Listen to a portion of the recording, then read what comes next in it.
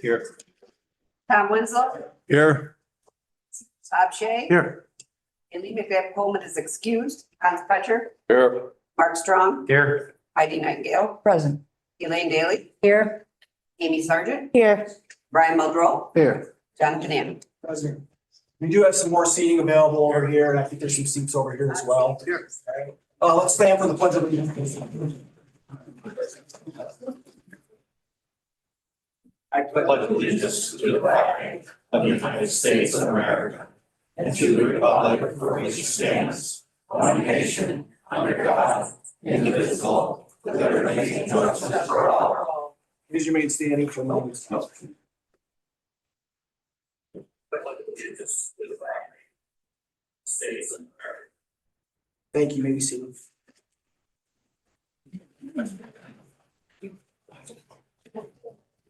We're gonna move right along tonight and for the privilege of the floor. Don't have any public hearings or proclamations this evening. Legislators, any legislators, constituents for privilege of the floor. I have three from District 10. Charlie Green. Okay. Mr. Green? Mr. Charlie Green here. Yes. Hi, sir. If you'd like to come right from the podium, please. You may have 3 minutes of time. The clerk will let you know at 2 minutes and 30 seconds, when you have 30 seconds remaining.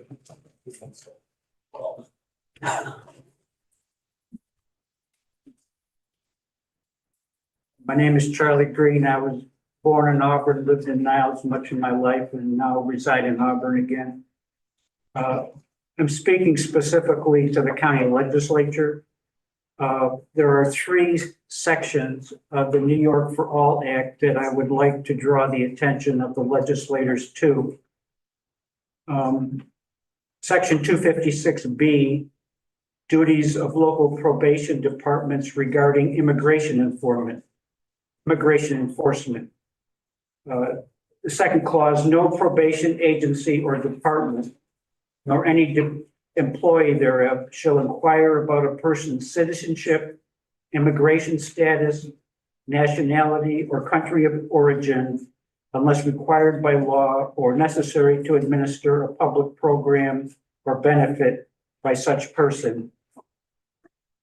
No probation agency, section 5, no probation agency or department, nor any employee thereof shall question, investigate, or interrogate an individual solely on the basis of an immigration detainer, a civil immigration warrant, or an actual or suspected violation of immigrant law. I'm requesting that the legislature consider adopting these clauses which are in the New York for All Act as was introduced this year in the state legislature. Next section is duty of municipal corporations and their employees pertaining to immigration enforcement. Section B, no resources of any municipal corporation shall be utilized for immigration enforcement. For the purposes of this subdivision, resources of a municipal corporation shall include but not limited to time spent by the municipal corporation's employees, officers, contractors, or subcontractors while on duty and the use of any municipal corporation property. No municipal corporation nor any employee thereof shall disclose to immigration authority an individual's personally identifiable information, including but not limited to person's name, social security number, physical description, addresses, telephone number, financial information, medical information, or place of employment or education. 30 more seconds. And then the last section is the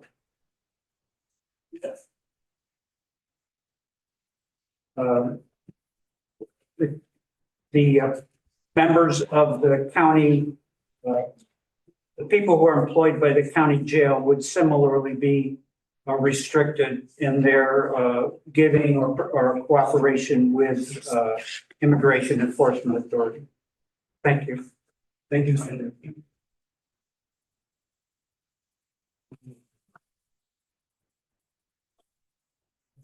Beth Putty.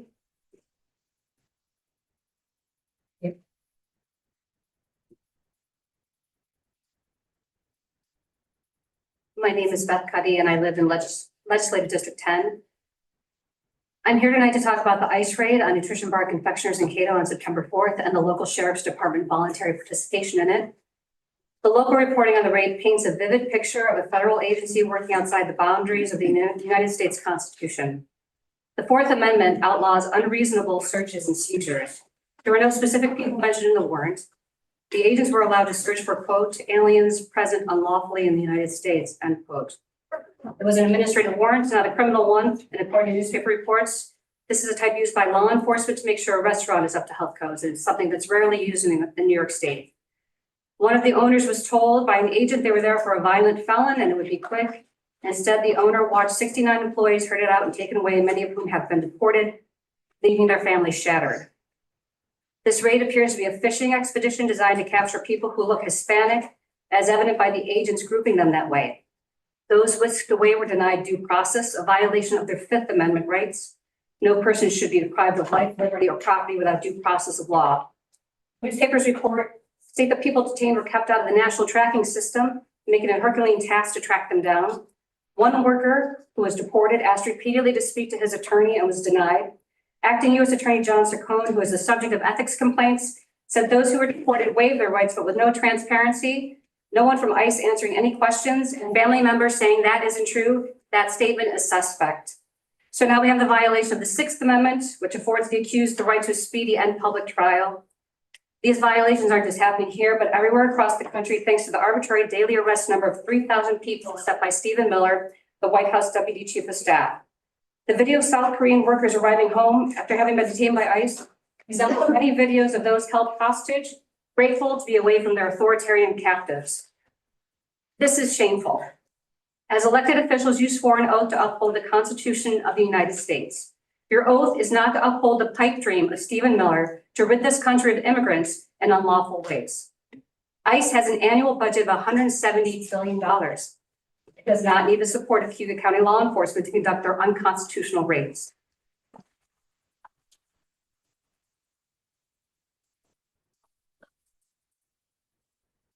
ICE and the county's willingness to go along with them invites chaos into our otherwise bucolic and welcoming community. Public safety is for everyone. 30 more seconds. And if we have people in our community who are afraid to go to work, afraid to go to court for their citizenship process, afraid to call the sheriff's department when they're a victim of a crime, over legitimate fears of being swept up and disappeared, that is not public safety. If we can stop upholding the Constitution for some, we can stop upholding the Constitution for anyone. Thank you.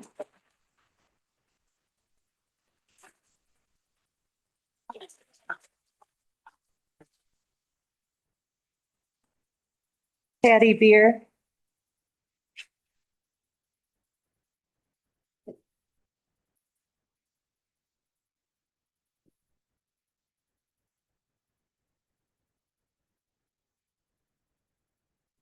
My name is Patty Beer. I'm a resident of Auburn, Legislative District 10. I believe that the raid in Cato was both cruel and secret, but I want to address another issue. An op-ed in the Post-Standard a week ago raised several red flags about the legality of the tactics used in this raid. The use of an administrative search warrant for this purpose may not be lawful. The racial sorting procedures, the denial of legal representation to the detained, the deportation of people who have legal government permission to work are some of the issues at question. We don't need Cayuga County employees involved in possible unlawful raids with the potential for lawsuits. Thank you.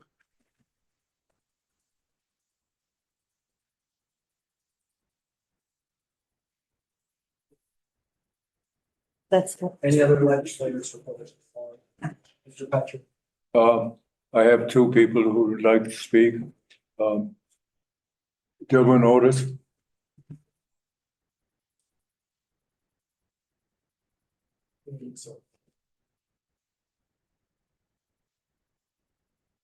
I'm Dylan Otis. My wife and I are retired and we live in the south end of this county. We enjoy going to Southern Cayuga School and seeing programs, music and sports.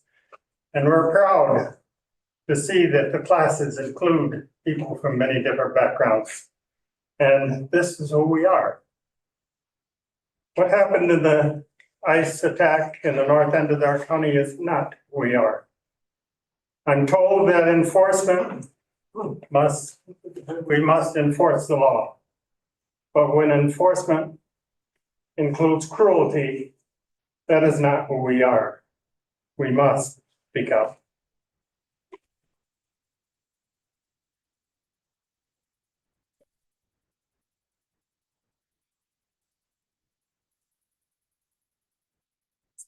Janet, we are. Janet, you are? Fine. Stuck up on me. My name is Janet Rior. I live in Scipio. You've already heard some people speak about the contributions of the immigrants that they make to our economy and about the reasons they come to the United States and the fact that they're our neighbors and we find them to be good people. What happened on September 4th was not a surprise. It's been happening across the country.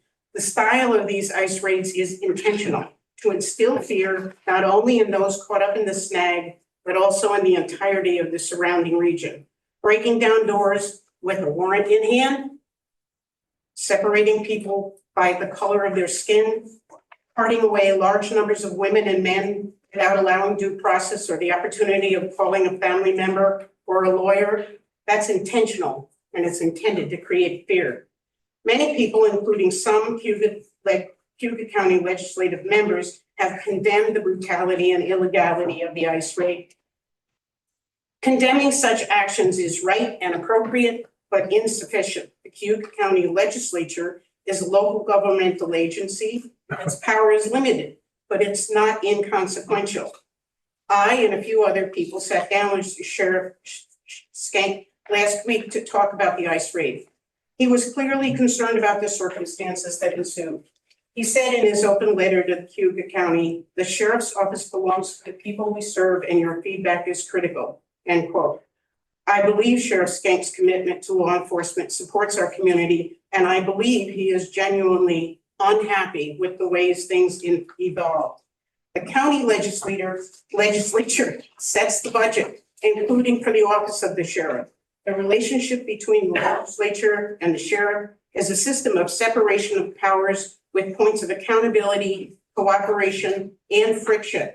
The sheriff is independently elected official, and the county legislature controls the office's budget and can hold the sheriff accountable through oversight.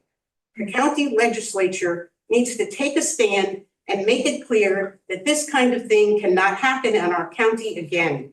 Minimally, the county legislature should pass a non-cooperation policy which would assist the sheriff in not assisting ICE or using Cayuga County tax dollars to fund actions of ICE and Homeland Security.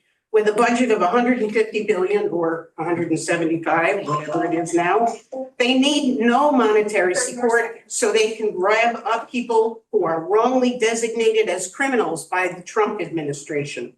Criminals were not what were found in Cato, but nursing mothers and others trying just to provide a safe environment for themselves and their families.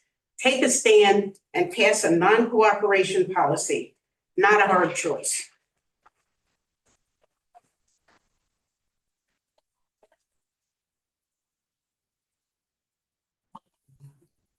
Any other legislators? You don't have anyone, just, they signed in. Oh, okay.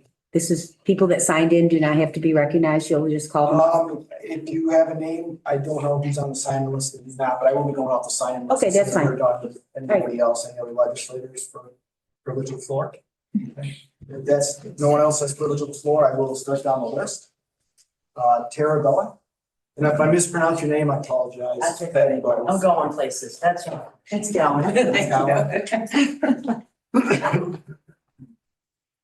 Good evening. My name is Tara Gowan, and I've lived in this county now for 15 years.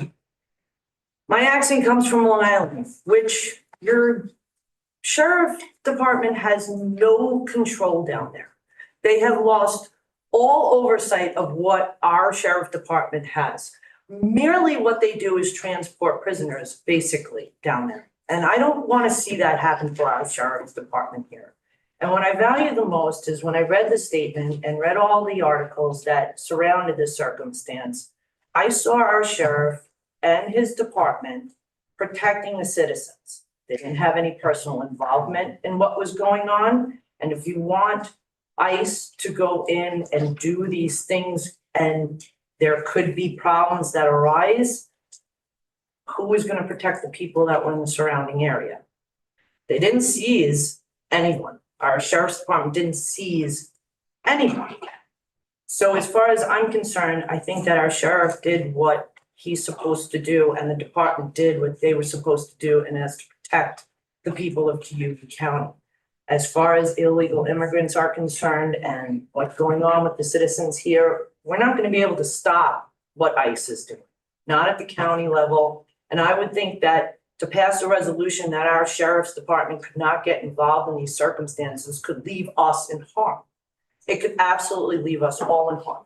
Because I came from a place where MS-13 was a huge problem. And it says here, according to an October 2020 report of the US Department of Justice, approximately 74% of the 749 MS-13 gang members prosecuted by the DOJ between 2016 and 2020 were unlawfully present in the United States. Now, I understand that we are concerned about splitting families. I think we should be focusing on holding those businesses accountable for breaking the law themselves. And I don't think that we should be prosecuting or persecuting our sheriff's department for doing what he does best, and that was protecting us. And I really understand that there is a conflict here. I grew up in a very, very diverse world. I lived with every single kind of nationality you could imagine on Long Island. And we all got along for the most part, but there's always the bad guys. And that's what they're trying to protect. They're not even saying that they want to take these families away from their other family members. The sheriff's department, and that's what we're here for, he did his job. He protected the citizens. He can't change what ICE is going to do. And I would really rather have our sheriff's department present on a perimeter of a circumstance like that, because on Long Island, when ICE went in, crowds of Hispanic people started brawling. They started to brawl. And now how do you get control of that? So I appreciate your time. And I just want you to understand that the sheriffs, it's an important role. And in certain parts of the country, they're losing that. And we don't want to lose that because, like the nice lady here said, they're elected. Thank you, Tara. Thank you. Patty LeBlanc.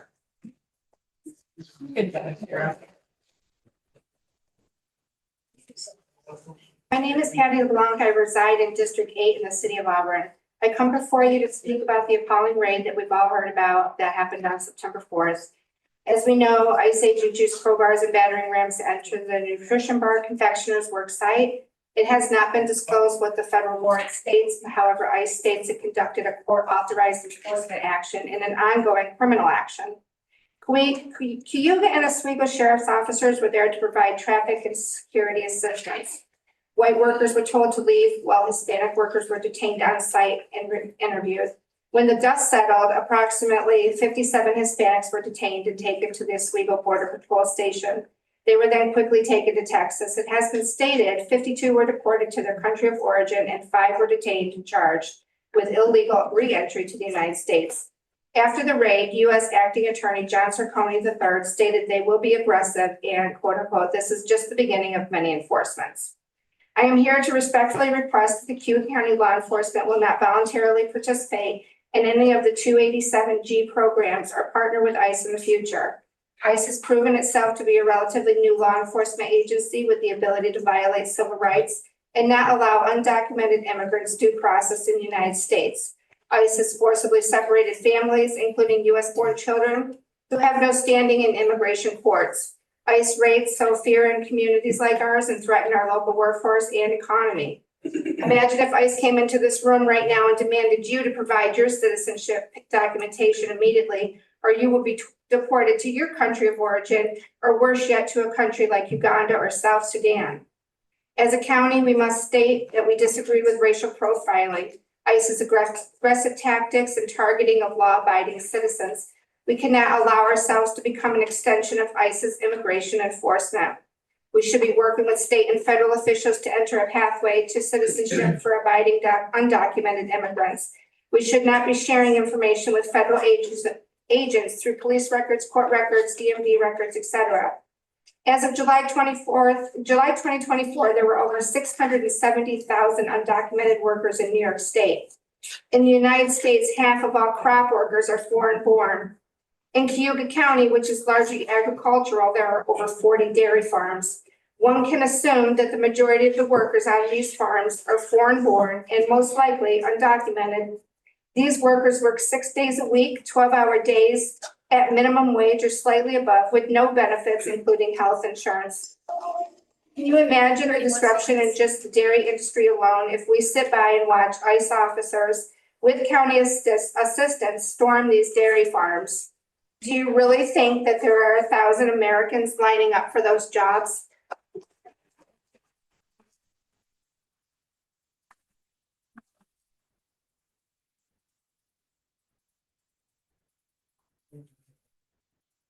Kate LeBlanc? Hello, my name is Kate LeBlanc. I reside in District 9 in the city of Auburn, and I will continue our shared statement. Removing crop and dairy workers would disrupt key industries like wine and dairy, just to name two, and cripple our local economy.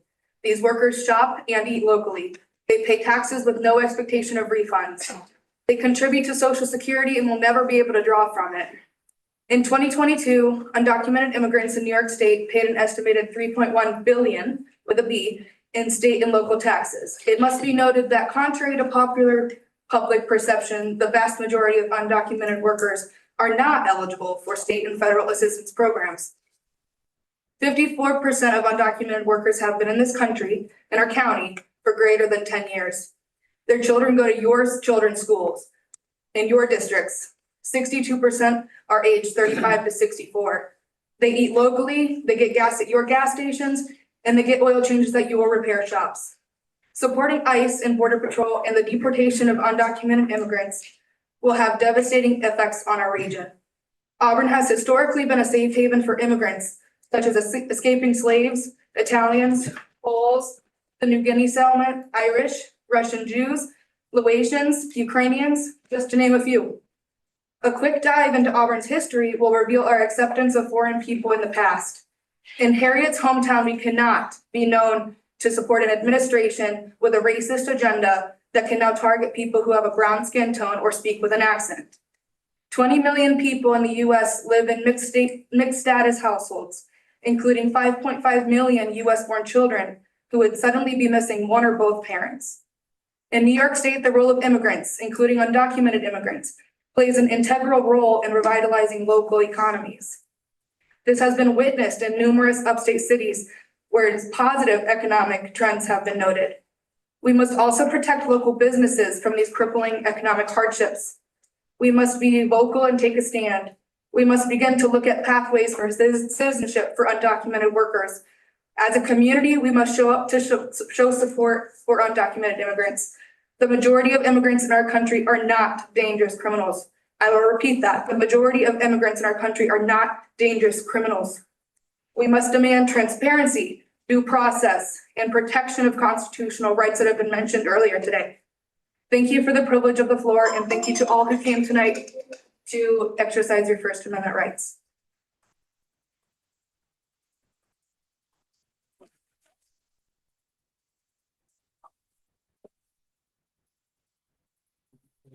Steve Gilmore?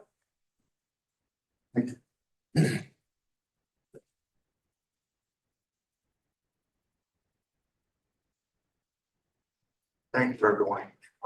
I'm in Bob Shea's district, District 11. But I'm not from the same party. I'm from Fleming. Never mind. I'm aware of it. I think he's a different number, right? What's your number? 4. 4. You're on 4. Okay, I'm sorry. Yeah. The number's wrong, but supposedly represented. I want to take two different tacks here very quickly. The first is that The sheriff was very good at stating that they were reimbursing for overtime with this. However, everything that he's using, county vehicles, even the van that he had that was given to us by ICE 20 years ago, is all maintained with county money. Those are all county resources that are being used to help support an action that is basically, well, racist would be a small part of it. I'm also a history major, and I look at what happened in Germany.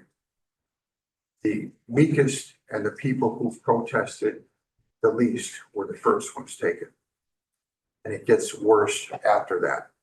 The Gestapo tactics that are being used by ICE is very similar to ICE. If you look at history at all, they would take the people that could not defend themselves, and they were persecuted first. They're sent to camps first, like El Salvador. There's no record of how many deaths. I know there's over 15 deaths in ICE custody in this country alone in the last 6 months. That's not being reported. That's hushed up very much. What happened to the people who were sent to El Salvador? What's the death rate?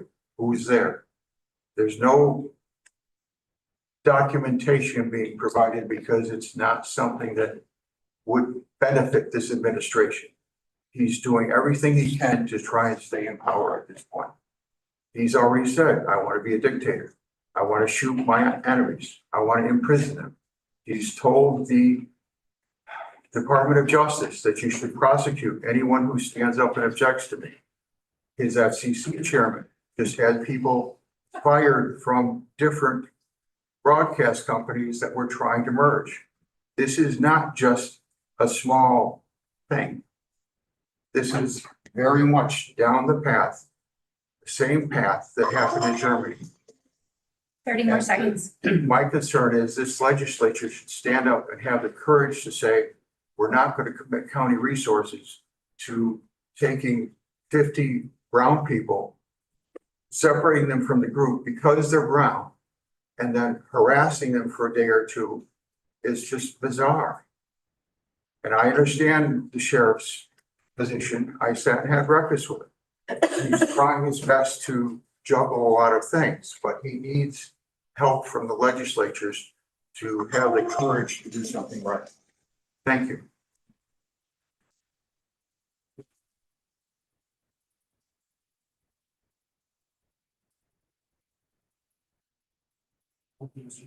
I apologize, and it's pronounced Anna Bonarielli.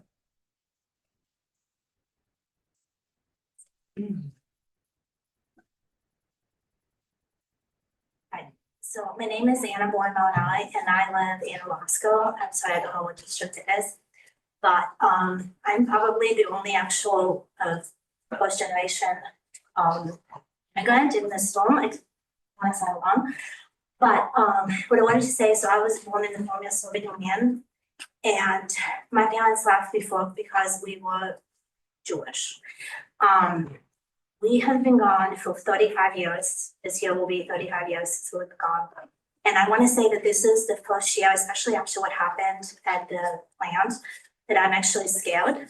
That if somebody hears me speak another language, that I'll be asked to show my papers, which I'm not going to. But then when I tell that to some of my American friends, they say, well, you have nothing to worry about, you're white. And that bothers me. I don't think that my parents wanted to leave the Soviet Union to then come to America and for me to be scared 35 years later and have to show my American passport. Now, let's talk about immigration.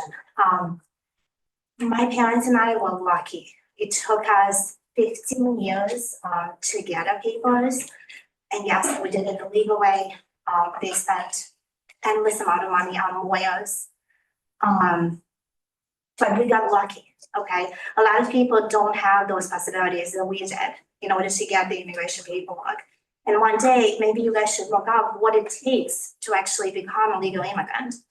I personally know at least one family that got affected by the raid. And I don't think, I'm not gonna mention names, but I don't think they know where the person is right now. Sorry, I don't have anything but that. But what I wish the county would understand is the people who are here, doesn't matter what countries they are, most of them are not criminals. They're just here, they're raising their families, they're doing jobs that most Americans do not want to do. Please don't take offense. But they don't want to do those jobs. Like somebody said earlier, nobody wants to be working 6 hours a day, 12 hours. 6 days a week, 12 hours a day. And the jobs that those immigrants are taking. I've seen some of the workers that are doing those jobs and how hard they are. I wouldn't want anybody to work those jobs. So yeah, I mean, you know, if anybody here wants to take those jobs, I mean, I'm sure the plan has some openings. I can't wait to see some people go and get those jobs because I doubt that they're gonna want them. Sorry.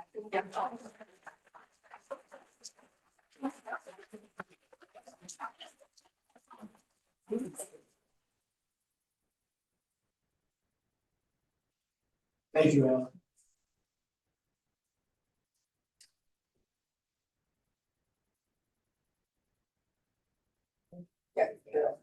Karen Purett. Can't make out the last bit of it. Franklin Street Road. Karen? Okay. Lydia Patty Rafiki. Do not clap at once. How are you?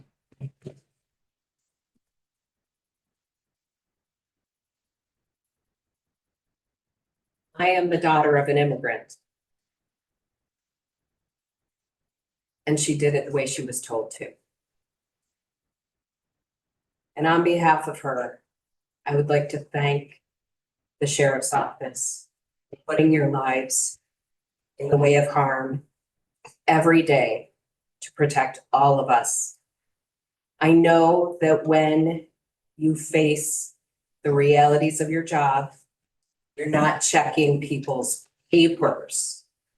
You don't care what color their skin are. You don't care about that. You just care about protecting us. And I can't thank you enough for that. And I'm very disappointed in the people in this room who speak otherwise. I know it doesn't bother you. I know you guys are great and you're going to do your job anyway, every day. I ask the people in this room to please reconsider. Think about it. You know, you guys are backing things with op-ed words. You know, the cops aren't here to instill fear. That's a thing that I heard. We're isolating people who came here legally and lawfully, and I know this because I have a diversity in my friendship. And we don't care about color. We care about safety. That's our priority, safety. And I ask legislators, please don't turn your backs on our sheriff's department. We don't need that anymore. Thank you for all that you do to serve and protect.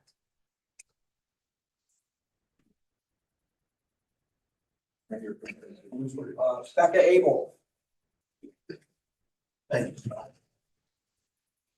You just like stay in place.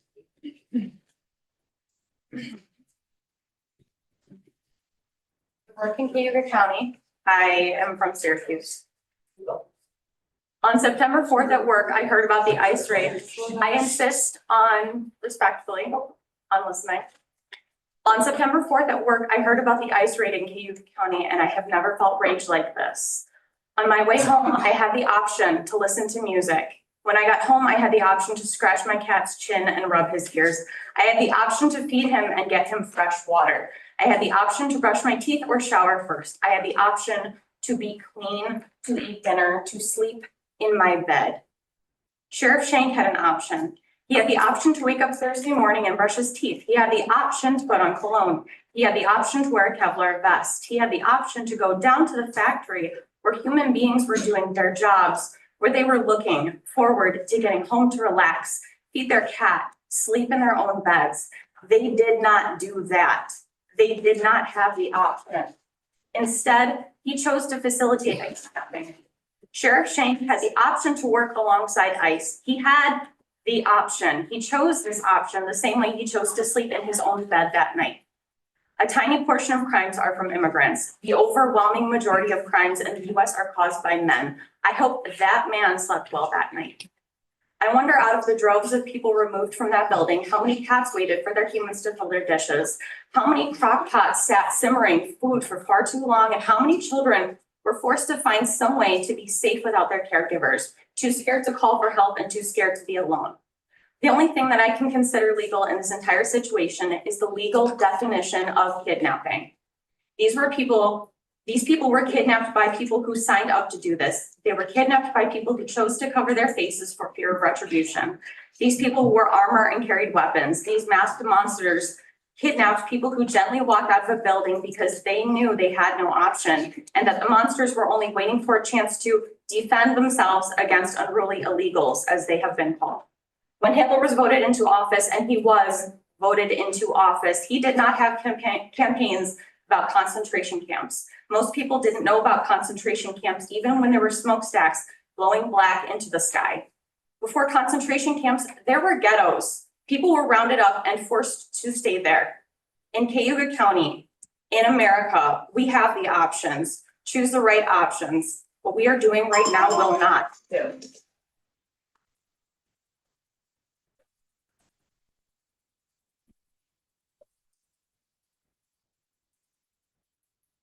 Thank you, Becca. Before we move on, I just want to one more time, if Karen Perez here from Franklin Street Road. All right, anyone else for privilege of the floor before we move on this evening? We kind of under the impression, that's, we're gonna move on then to, committee reports and legislative reports. We have the minutes to approve first. Can I get a motion to approve the minutes for the August 26th, 25 meeting? Move removal. Discussion. All in favor? Aye. Everyone's gonna head out. I'll take a recess. Yeah. You don't have to, we all don't have to stay, you know.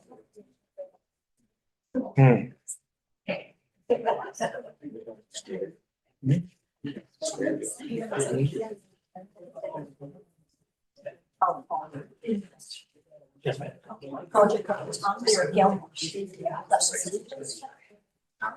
Where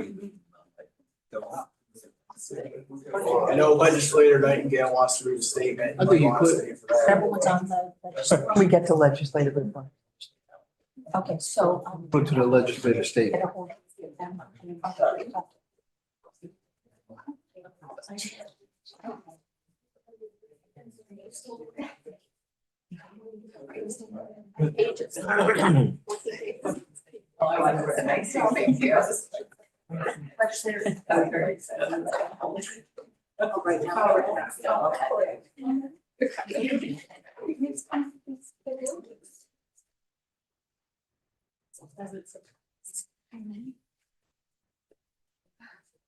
Take the vote on that.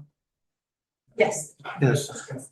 You can see your ethic, you can see your appointments, and Dr. Durant's not available, so any legislative debates? Legislative.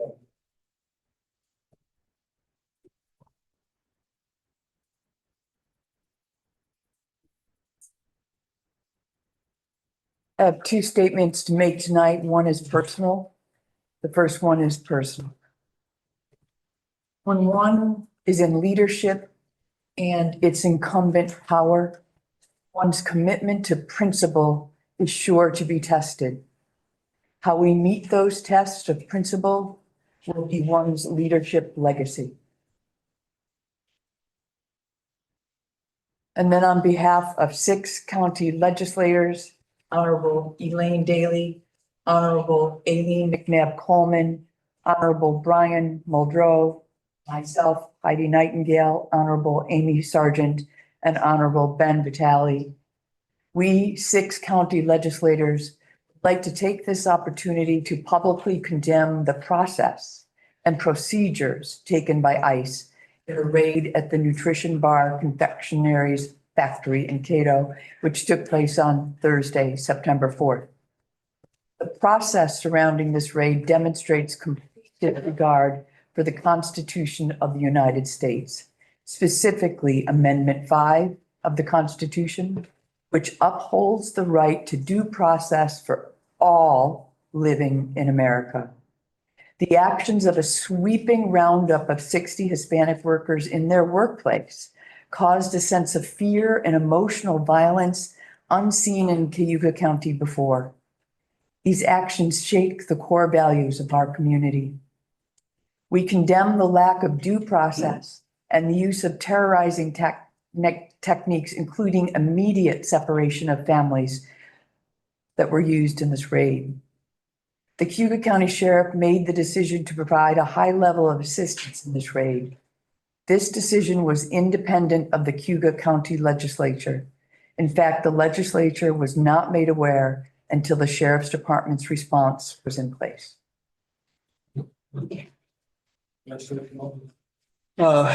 I too have a statement and also something that I've been sitting on, and I'm sorry to spring this on everybody, but I will be working with the legal team, and I didn't, obviously, we have caucuses, we have committees. I will be working with the legal team to put in place a non-cooperation policy. I've listened to some of the concerns, why we shouldn't have one, why we should have one, because the current situation puts the sheriff in a bad situation and there's no due process. So, and the sheriff will protect all. I do believe that. In this case, he was in an uncomfortable situation and I think he had to make a decision. I don't agree with it, but I think this policy will help set the tone for in the future. So I want to say that as a legislator. But my statement is as a Cayuga County long-term resident. I lived here my entire life. My friends, my neighbors, my fellow, Cayuga County residents, we're better than this. Today I stand before you not as a legislator, but simply as one of you, a neighbor, a resident, someone who cares deeply about this community. Somebody says we are better than this and this cannot continue. Enough's enough.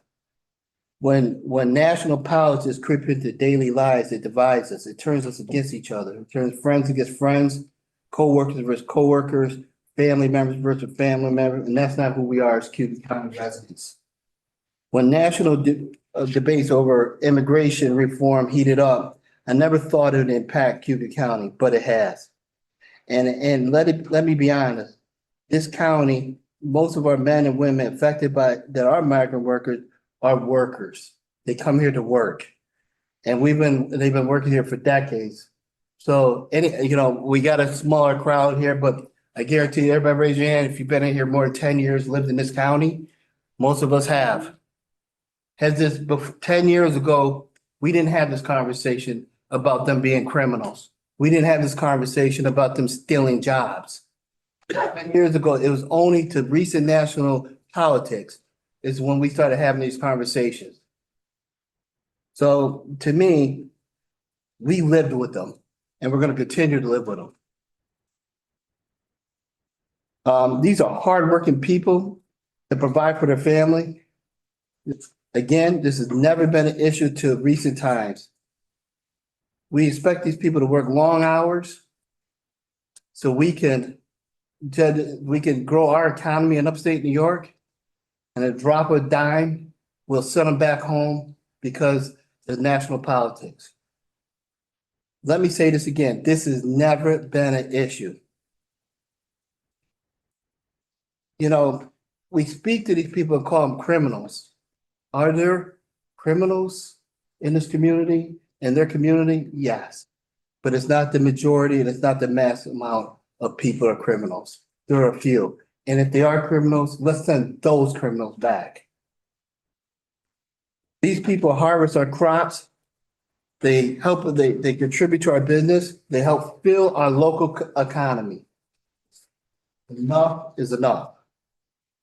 This county's always relied on hardworking people, working side by side, shoulder by shoulder. We always understood that if you're willing to put in the hard work, you'll be part of our community. Supporting our neighbors who've lived with us for years and help build our lives. So that's another thing I want to say, they help build our lives. You know, so they're not somebody that imported in here and then we're gonna send them back home. They help build our lives. They pay taxes right now. Every time they go to the grocery store, they're paying taxes, but they don't get the benefits of those taxes. Those tax dollars, they don't get to apply for certain benefits. They raise their kids here. They play by the rules and shattering their families affect all of us. And this unlawful day, children came home to find parents were gone. That is not Cayuga County that I know. We are the neighbors that pick your kid up when you can't make it back home from school, from work. We are the neighbors that will sit there and help a kid to read. That take them to practice. Those are the neighbors we call on. These are our co-workers who sweat side by side and export goods throughout the world out of Cayuga County. We are people who can disagree, but still respect each other. That's what we used to be. No insults, no name calling. Enough is enough. Our parents and grandparents taught us that to love thy neighbor and respect each other, even when we see things differently. That would make our community strong, and that would always make Cayuga County special. Let us set an example for not the state, but the entire nation. Let's look at what it takes when a community chooses to be a community over division, compassion over cruelty, and respect over resentment. Because at the end of the day, it isn't about politics, it's about people. It's about people who always been and always must remain. Enough's enough. Let's get back to being Cayuga County residents. Thank you.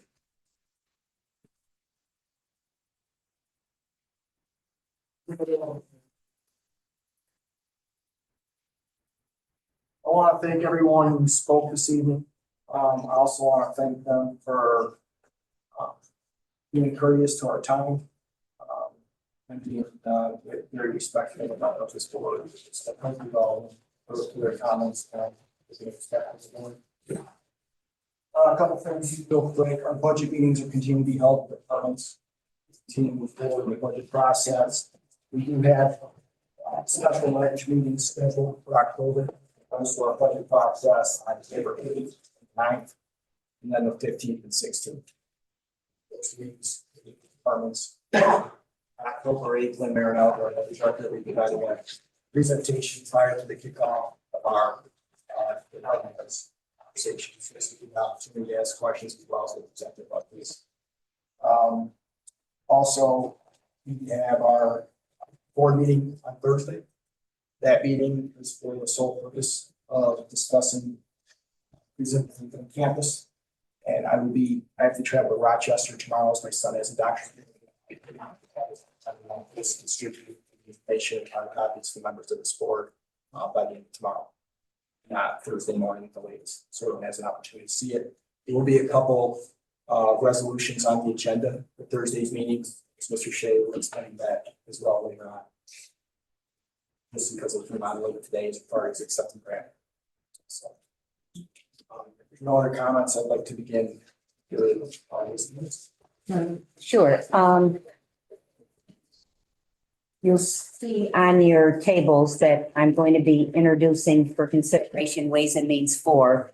But before I do that, Ways and Means at the meeting had 3 resolutions, all to renew joint service agreements for assessment services with our real property department.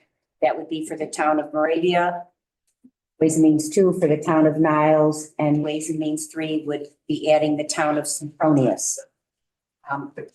Unless there's a reason to separate 1, 2, or 3, I entertain a motion to move those forward. I'll move the bundle. Okay, any questions about those? Okay, sorry to do a late add-on, but Ways and Means. Can we go on the bundle first? We have to vote on. Oh, I'm sorry. Sorry, we have discussion. We have a first and a second. I'll have 2 or 3. Any further discussion? Not further discussion, all in favor? Aye. Any opposed? Okay, sorry, Ways and Means 4, it came out late this afternoon. I sent a previous email. If this passes, this would authorize the county treasurer to fill a deputy county treasurer 2 position in the treasurer's office. I've been having numerous conversations with the county treasurer about the impact of the county treasurer, the deputy county treasurer 1, officially retiring October 31st of this year. This is the position that basically runs the day-to-day operations of the treasurer's office. He has been talking to me about securing, if at all possible, a transition plan so that that work could be transitioned to someone. Ahead of this resolution, he worked with HR to do an anticipated opening, and the decision he made with HR was to fill a deputy treasurer 2 instead of a deputy treasurer 1, which would allow, I think, for, it says in the thing, in the resolution, some internal promotions in a future time. If this resolution, he has interviewed, he'd like to make an offer to a qualified candidate. He won't make that offer unless this resolution passes tonight. If this person was to accept the position, they would be able to give notice, and the goal would be for this individual to start prior to October 31st, when the deputy treasurer 1 is leaving the office. In addition to allowing that to happen, this resolution also authorizes for the deputy treasurer 1 to come back at an hourly rate to assist with further training as needed, an amount not to exceed $6,000. My understanding is Diane has calculated all that because of the change in the positions and this $6,000, there would be no need to increase the county treasurer's budget. This would all be covered. If the $6,000 isn't needed, then it wouldn't be needed, but anything over $6,000 would have to come back for legislative review. So again, Mr. Strong reminded me that I am making an amendment to my own hiring restriction resolution. But we said when that passed that there may be circumstances that would warrant some kinds of amendment. I think this particular deputy treasurer 1 filled with a 2 warrants that situation. So we can open it up for questions as well. That's the first and second. Up first for discussion. I'll second. Discussion. Honorable Chair. The intent through the resolution includes abolishing county treasurer 1. I believe there was Rich, you added information that it would be unfunded. Is that correct? Or The way the resolution read is that the intent was to unfund the deputy 1. Yep. And I added the language that it would be unfunded on target. You don't want to unfund it today. Right. That would be very disappointing to. But I think to your point, if the future is that at some point in time, and again, it could be recreated, that's for sure. There may be a promotion of the deputy treasurer 2 into the 1 position in a future date. Then they would leave the position, but without any funding. If the desire is to abolish the position, they could always recreate it at the time when the time's right. So there's a few other things I'd like to say that are statements. The first one is that this allows for succession planning with $60 an hour, up to $6,000 for the individual who's retiring to come back to train.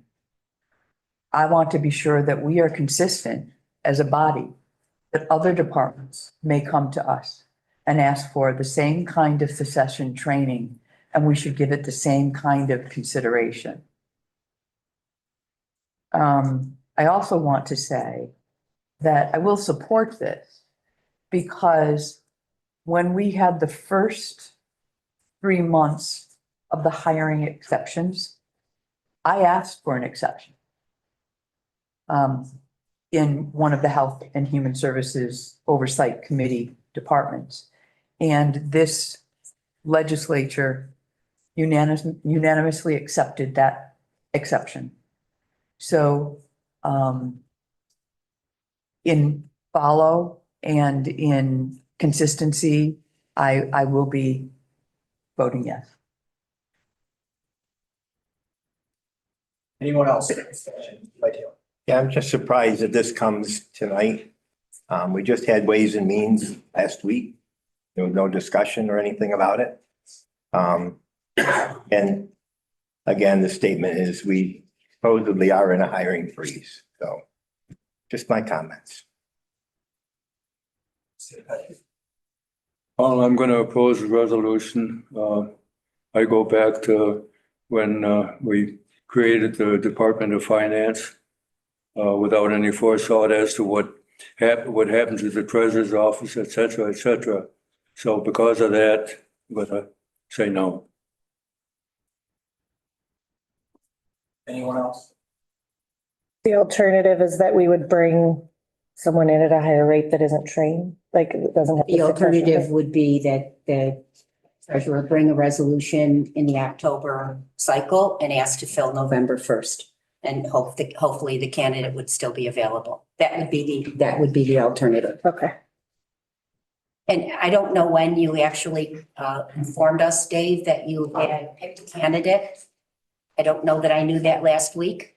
That actually came together yesterday, and we were very fortunate to get what we think is a very good candidate. But whoever comes in this position, there's a tremendous learning curve in this job.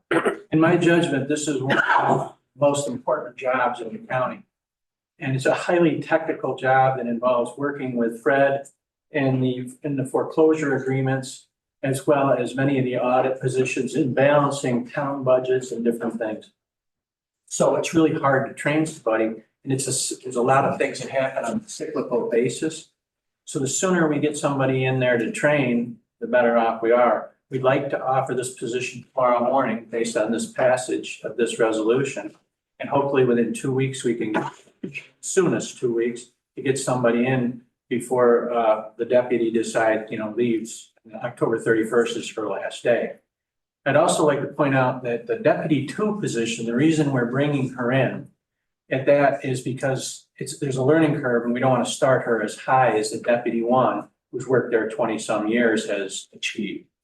This gives the person a chance to grow into the position. And for 2 years or so, you're going to be saving roughly $12,000 to $14,000 a year in salary between the two. We're going to unfund the 1 right now and give it to 2. And then eventually, if this person works out, she'll be number 1 and the 2 will be unfunded. That's how I'm at it. So it's a savings across the board. Yeah, Mr. Mulder. So what you're saying is that we're gonna have to fill this position anyways. Correct. You have a qualified candidate now. Correct. That you want to hire. Correct. And we're talking about you have to, that in November, what are we talking about? I mean, let's do it. The other thing that you have to take into consideration is with civil service and so on, there's a time frame when you can hire somebody. You have to put your paperwork in. I totally understand. Yeah. It takes time to get somebody in there. Yeah. So then if you hire somebody in November, they most likely won't start to January. Correct. Or late December or January. Late December, January. Right. And then we'll be absent that person during the foreclosure process. So remind, there's only 4 people in my department, and this is the most important person in the department. And we just filled another one of our line workers last month, and we've gone a month without that person. So there's the additional savings of that as well, plus the budget. So we're actually going to be saving money here. We're not going to be spending. But it's not, this is necessary. So the two things that could happen is you can lose a candidate, can find another position someplace else, or the panic can wait and you're just waiting for no reason. Correct. Yes. Yeah, thank you, Chairman. The purpose of that resolution was passed was a hiring pause to kind of get a grip on the hiring in the county fund expenditures. This position here is considered an essential position, if I may use that term. There's a lot to it. It's receipts and they're receiving taxes from municipalities, if I'm correct in saying. Correct. So the person who takes this position has to be on their game. It would be substantially beneficial if we had somebody to oversee and train during this period of transition. There's going to be enough to learn on their own. But what we're trying to do is avoid any discrepancies in, well, mistakes to be blunt about it, but it's a high level position and the pause was not to cripple the county. There's positions in the county that we need to fill. We need to be expedient about it so that there is no gap in county business. So I will support this resolution. Anyone else? No further comments, all in favor? Aye. Any opposed? Aye. Your host?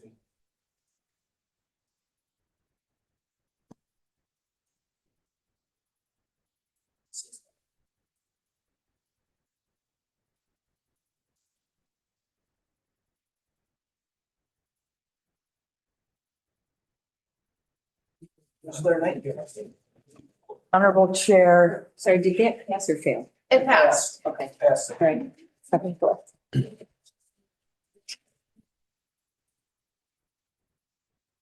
HHS had 9 resolutions. All of them were discussed in committee and were passed unanimously. I would first like to offer as a bundle HH1 and HH2. I'll move those. I'll second.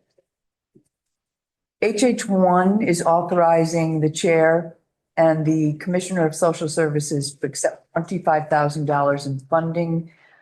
This funding will be used specifically for the Office of Temporary Disability, out of the Office of Temporary Disability for TANF eligible emergency services, generally for those involved in domestic violence.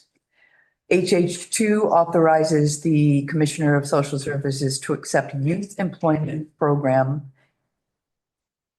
YEP funding and authorizes the chair of the legislature to enter into any subcontracts that are necessary to implement this grant. It is just over a $14,000 grant, and actually we will be collaborating with our Cayuga County Workforce Development Agency to implement what will allow nearly 60 other young people to work throughout the year.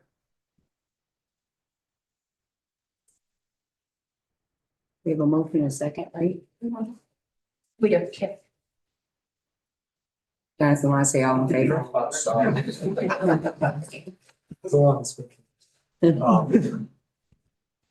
Any discussion? All in favor? Aye. Opposed?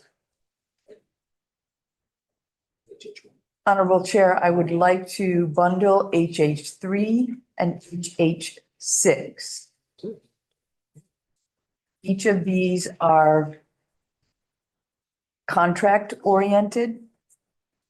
HH3 allows us to contract with our own interdepartment, again, the Cayuga County Department of Mental Health, to provide community detention or respite-based mental health diagnostic assessments.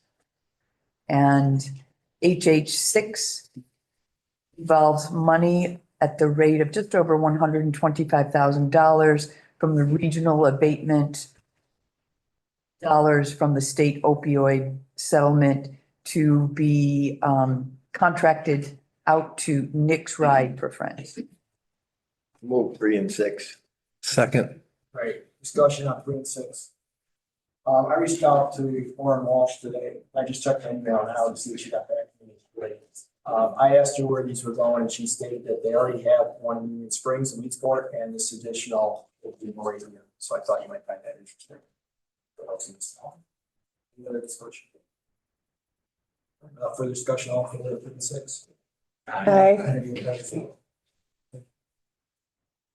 HH4, this authorizes the Cayuga County Mental Health Center to establish satellite locations. I think this is what you're referring to, Honorable Chair. Locations within Cayuga County school districts to enhance access to mental health services. Essentially, this resolution allows the mental health center to move forward with satellite centers for mental health in schools without individual resolutions. I would like to remind you as the oversight chair that we do regular billing work, Medicaid work, and we are able to bill at a rate of 125% when we are in the schools. First and second before. I'll move it. I'll second. You were correct. I wrote my note, I usually write below the text. I wrote my note at the top of the text and. Any other discussion on it? All in favor? Aye. Aye. Any opposed? Definitely. We shouldn't be in the business of mental health. We don't have to be. And what we ought to be doing is trying to cut down government instead of building it up further. And that's what we're doing.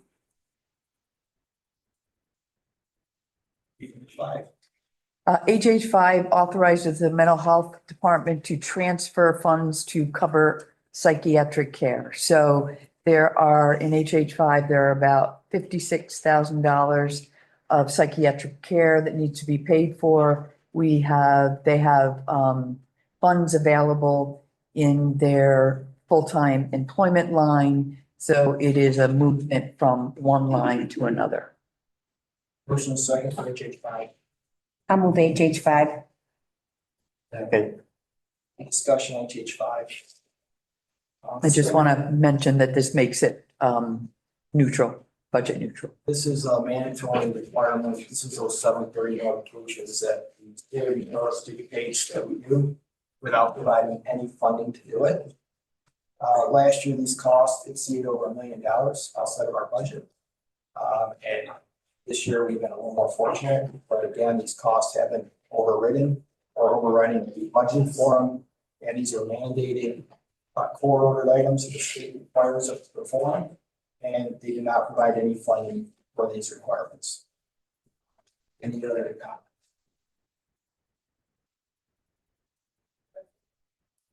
Honorable Chair, I would like to bundle HH7. I'm sorry, I was just about to say all, but that's okay. all in favor? Aye. Any opposed?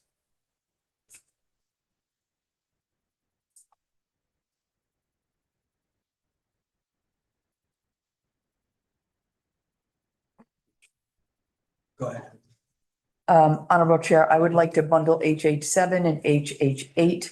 These come from the Health Department and they are creating and filling a community outreach, education and partnership coordinator. The CREATE comes from, as we all know now, the HELP program. This position is to work on the lead registry program. HH8 authorizes the public health director to fill a lead program manager, also created because of needing to change the language through HELP. And this is a position for working on the lead registry program. We are a community of concern.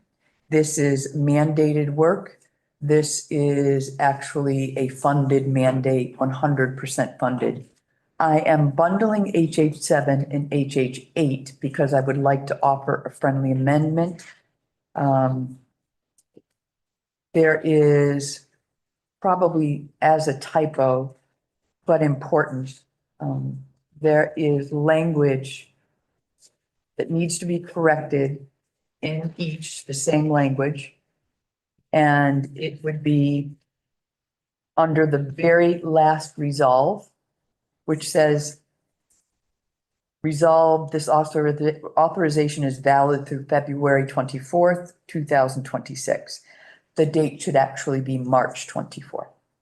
each of the resolutions, HH7, HH8, so I offer a friendly amendment. Is there any objection to a friendly amendment for H7? I'll move the two with the friendly amendment. Any other discussion? This is 100% grant funded, by the way. This is a new program that was established as legislature, Legislator Nightingale alluded to. It is 100% funded through the grant, and you'll notice that also in the resolution that it states, whereas the position will be abolished when the grant funding ceases. So this is not something that will continue to fall through the receive 100%. No, we. Oh, I'm sorry. I'll second. Any other discussion? All in favor? Aye. Any opposed? Mr. Strong. I'll just add before I bring up HH9 that this is actually not a grant, but it is part of New York State public law. So we are legally obligated to provide these services as well. HH9 is similar. It's authorizing the Public Health Department to create 2 environmental health technicians program to work on the lead registry, rental registry program. So 7, 8, and 9 are all affiliated with this additional Correct. funding. It's just that HH9 did not need an amendment. It has the correct Gotcha. resolved language for the date of, Right, I'll move HH9. A second. I'll second. Any discussion on that? All in favor? Aye. Opposed?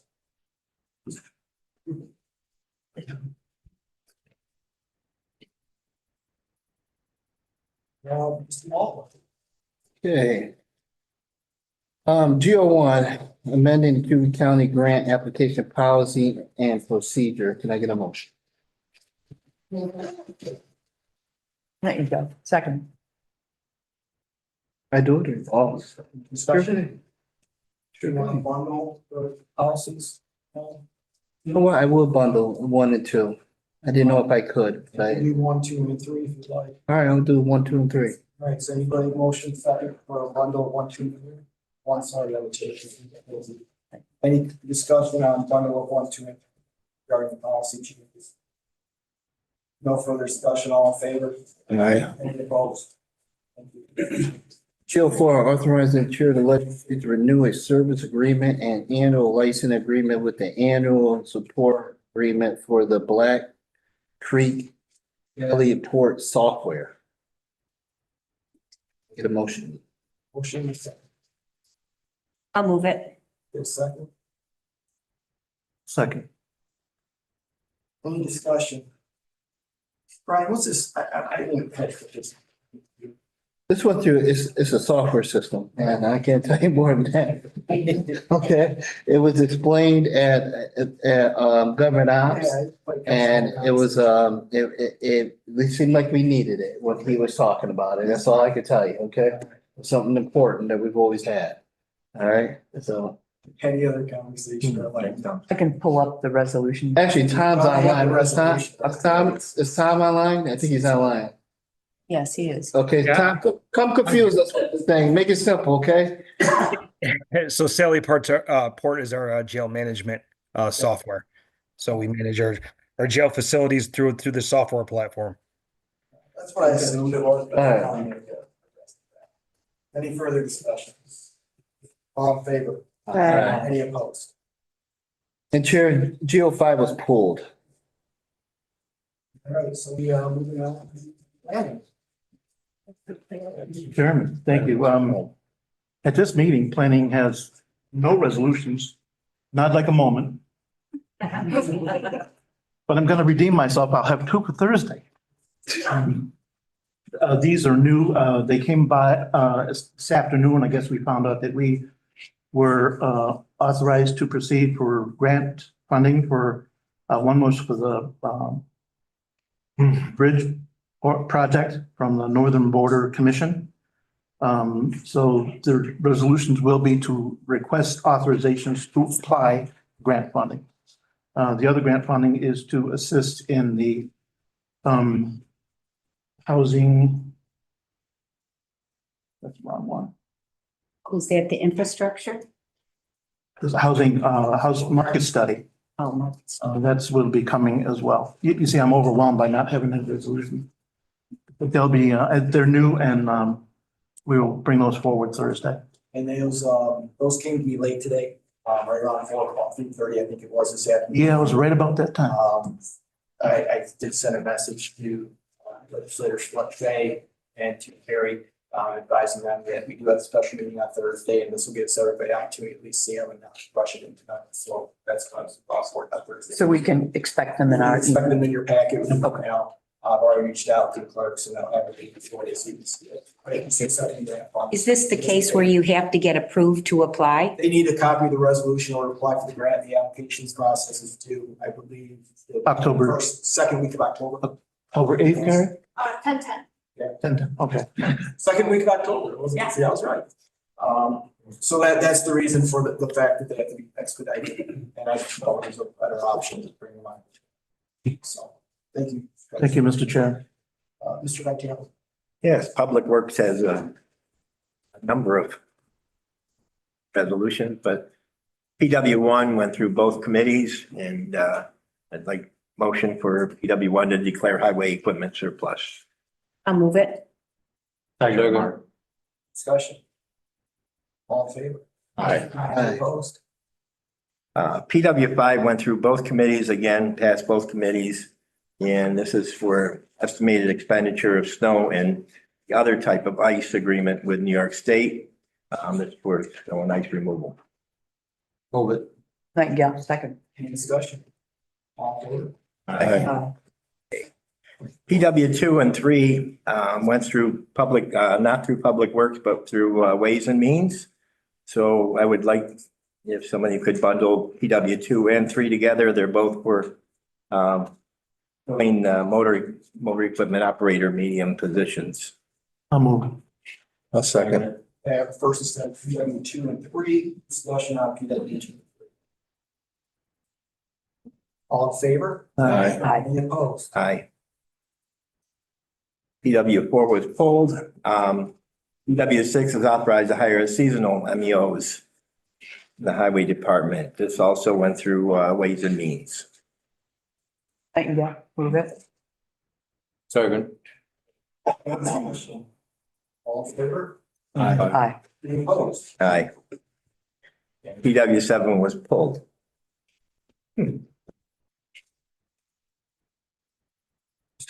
All right, thank you, Mr. Chairman. Judicial and Public Safety has a total of 10 resolutions. They have all passed through the committees. And starting off, I guess I'd like to offer JP1, JP3, JP7, JP8 as a bundle.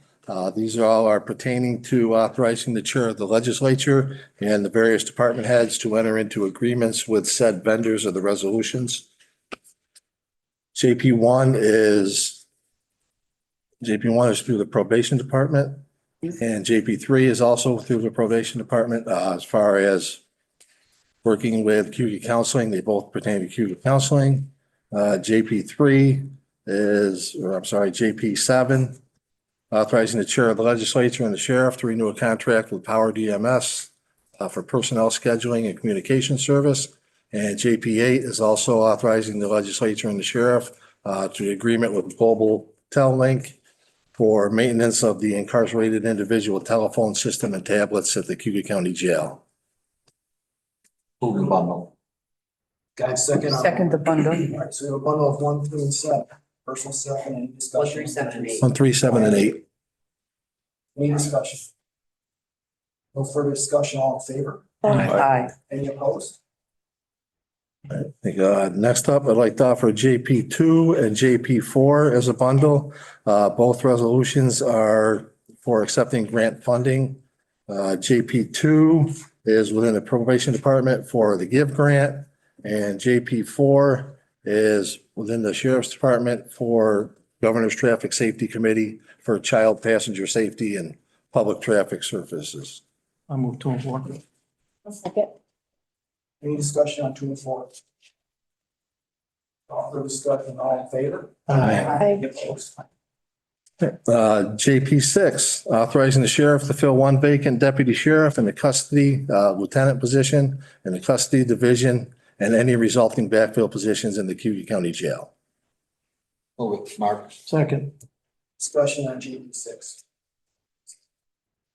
Any further discussion, all in favor? Aye. Opposed? Aye. All right, JP 9, authorizing changes to the 2025 Cayuga County Compensation Plan to reflect the salary increases of certain non-bargaining positions, Cayuga County Sheriff's Office. I'll move that. Second, Mark. Discussion on JP 9. These are security for the court. Yeah, and it's actually, it's $1 hour per wage increase, and these are reimbursed funds, so this is 100% reimbursed by the state. Any other discussion? All in favor? Aye. Opposed? And JP 10, authorizing the chairperson of the county legislature and the Cayuga County Emergency Services Director to accept the New York State Department of Homeland Security Program to fund technical rescue and urban search and rescue equipment and training. FEMA project TR 22-1002-E00. Thank you. Move it. I'll second. Any discussion on JP 10? All in favor? Aye. Opposed? And lastly, I'd like to offer up JP 11, authorizing the creation of a temporary leave bank for a Cayuga County Sheriff's employee. Move it, Mark. Thank you. Second. Discussion. All in favor? Aye. Thank you, Mr. Chairman. Pledge one is authorizing funds for boards and committees. First and second. I'll move it. Thank you. Second. Any discussion? Are these only two boards that are listed here? Those are the one place small. Okay, so there's no other ones that are not. Not this. That's Any further discussion? Yes. Does the Law Library Board of Trustees require the, an appointee from the legislature? Traditionally, that's been the case. And they don't even meet, they don't just need a name. Okay. So we gave them daily? What's that? So we gave them daily? She happened to be in the office that day. so- No, good call. Yeah, that's basically what happened. Fred came up to me and says, we need to appoint somebody, I need him by 4 o'clock, and it was 3:15, and she's walking. She was standing right there. So that- and they said there's no. Bob, I'm not making that up, that's. Winslow is going to be next if you walk through. All right, any further discussion? All in favor? Aye. Opposed? Legend 2 is fixing the day of notice hearing for the local law to amend the real estate local law number 3 for the year 1990. Motion second. Move it. A second. This local law change is strictly to update the language. We have outdated language in the law. And this will bring the language up to date as regards to short-term rentals that are already alluded to in the law under the 30 days or less. Just creates language, the short-term rental is not a term. Any further discussion? Yes, Mr. Beck. Yeah, state as I did in Ways and Means, there's no reason to bring this now. We can bring it after we get through the budget process. This will offer opportunities for more confusion. Thank you. Anyone else? All in favor? Aye. Opposed? All right. Yeah. Thank you.